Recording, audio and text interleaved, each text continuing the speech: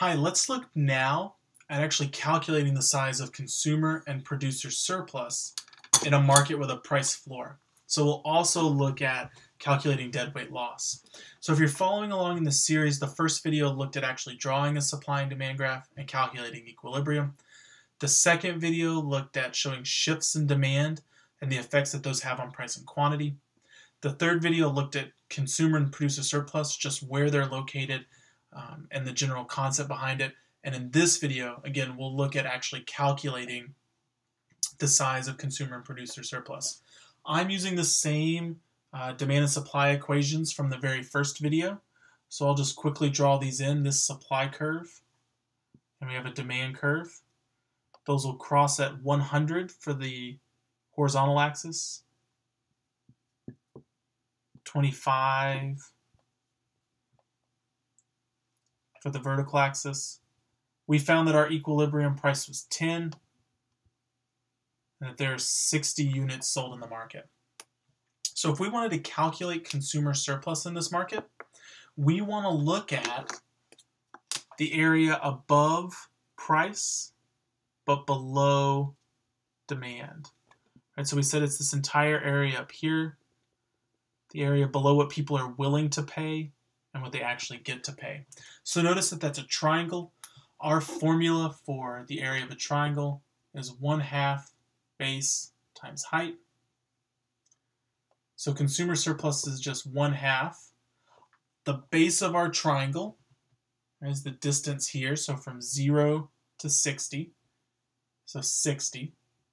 And our height is just the vertical distance between 10 and 25, so we have a height of 15. Consumer surplus in this market is thus equal to 450. Right, so we can actually calculate and put a dollar amount on consumer surplus. If we wanted to look at producer surplus, again, think back. It's the area above supply and below price. We're trying to figure out how much do firms benefit from being able to sell at this market price. Producer surplus, same, it's a triangle. So 1/2 base times height. Our base stays the same, it's 60. Our height is just 10, so it's the vertical distance between 0 and 10, times 1/2. So 1/2 base times height. So our producer surplus is $300. All right, so calculating consumer and producer surplus is relatively easy. I'm going to write these over to the side because it's cute. We want to look at how those change whenever we implement some kind of price mechanism or price control. So these are just the same numbers, right? So I just took these numbers, 300 and 450, and plugged them up here. So let's look now at what happens whenever we implement a price control. I'm going to leave the same colors in this area because I want you to be able to look at them and kind of visually see the difference, but we'll calculate new numbers on top of those. So let's say that there's a price floor implemented in this market. Right, so remember, a price floor is a minimum price where firms are not allowed to sell below that price. And we're going to put that price floor at $15. Right, so the government's come in and said, hey, you can't sell below $15. What happens as a result? Well, at that higher price, fewer people are going to want to participate in the market. To be exact, we can actually calculate that. The quantity demanded at a price of $15 is 100 minus 60. Only 40 people want to participate in the market. However, a lot of people want to supply their goods at that price. So quantity supplied is going to be 6 times 15. Quantity supplied is 90. So as you notice, I drew this curve a little off. So let's just act like it goes here. And so sometimes we have to improvise. If you're drawing with a graph paper, it's a lot easier. So 90 people want to participate. This gap, again, is the size of our surplus, right? We have a lot of firms willing to supply it, not a lot of people wanting to buy it. So our surplus is 50 units. Think about this in terms of a marketplace. If only 40 people are willing to purchase it, even if 90 firms or firms are willing to supply 90 of them, even if they're willing to supply it, only 40 are actually bought in the marketplace. So this is actually similar to what we saw in the price ceiling section. So let's calculate consumer and producer surplus now that we have a price floor in place. So again, I'll erase this middle section and we'll go through the process of calculating consumer and producer surplus. Let's start with consumer surplus. Consumer surplus is the area above the price and below demand. So we have our new price built in here. It's the area below demand. So it's this upward, the smaller upper green triangle, right? So I've hashed that so you can see it. Notice that consumers are worse off, right? Prices are higher. They're going to lose some of their surplus. So consumer surplus now is 1/2. The base is only 40, right? So the base is shrunk. And now the vertical distance is only 10. So consumer surplus is 1/2 times 400, or 200 units. Right, so I'm going to draw the price control on the other side. So this is with the floor, and this is at equilibrium. Right, so consumer surplus has shrunk. Under a price floor, we would think that the suppliers are going to be better off, right? Because it's setting a minimum price. So let's look at what happens to producers.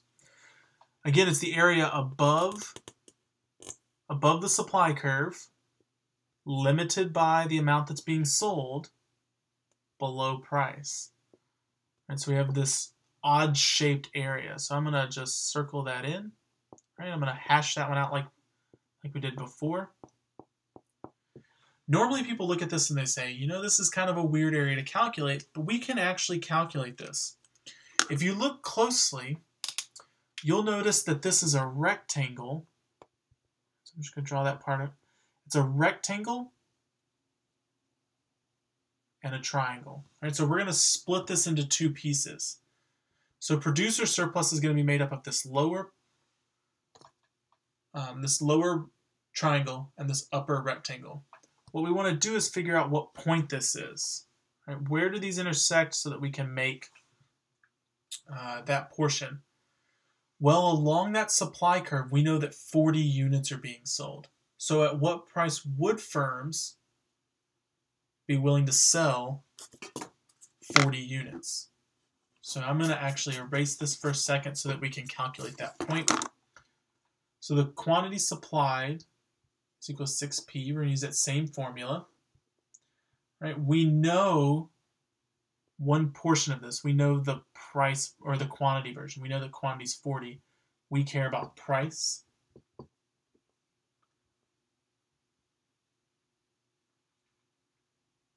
So price is equal to 6.67. Typically the numbers are a little better than that. All right, so let's just round this off and call it 6. Okay, this is actually not going to work out very well, but that's because I didn't pick very good numbers. I'll take responsibility for that. That's my fault. But let's work through this as though that price was 6. Producer surplus in this case would be this rectangle, which is just base times height, plus this lower triangle of 1/2 base times height. So the upper triangle goes from 15 to 6. Right? So 15 corresponds there to 6. So that's 9 times 40. Right? Because again, the base hasn't changed. So that's 360. And then the lower triangle is 1/2 base times height. Our height is going to be 6 to 0, so 6. And a base of 40, so the same base. So producer surplus is increased 480. Suppliers are better off with a minimum price. That's why they push for these minimum prices. However, society has lost a little bit. if we were just to look at total surplus, remember total surplus is the sum of consumer and producer surplus. Without any price controls, we're at 750. However, with price controls, we're at 680. That difference is going to come when we look at deadweight loss. So what I've colored in here is deadweight loss, right? So it's just that area of that triangle. Using these numbers, we can see that deadweight loss is $70. We've lost $70 in terms of producing with a price floor. Had that price floor not existed, we wouldn't run into that issue. Again, if I had picked the numbers a little better, we could actually calculate that. So using these numbers, we wouldn't get 70. But in a normal graph that had the numbers worked out correctly, we could actually calculate this, and these numbers would match up between the two. Deadweight loss is what we're losing in society. We were at 750, now we're at 680. We've lost 70 units or $70 worth of production. So I hope this 4-part video has helped you a little bit getting through these chapters. Right, so we went from supply and demand, calculating them, and then calculating consumer-producer surplus. We will see supply and demand later on when we look at taxes and market structures. So understanding the foundation of supply and demand are extremely important. Understanding consumer, producer, and deadweight loss are also very important because we're going to start looking at taxes, government policies, externalities, and public goods. A variety of issues that our main focus is trying to figure out, are these better for society? We measure that by trying to figure out how much deadweight loss exists in society. So if you're going to focus a heavy amount of attention on any part of this course, I recommend really focusing on supply and demand, consumer producer surplus. These are the 2 chapters that we're going to carry through the entire course. We're going to start tweaking some of our assumptions and looking at things. So understanding the foundation of supply and demand, consumer producer surplus, measuring deadweight loss, that will help you be successful through the rest of the course. So if you have questions, feel free to post them in the discussion board, and I'm happy to hear your thoughts. Have a good night.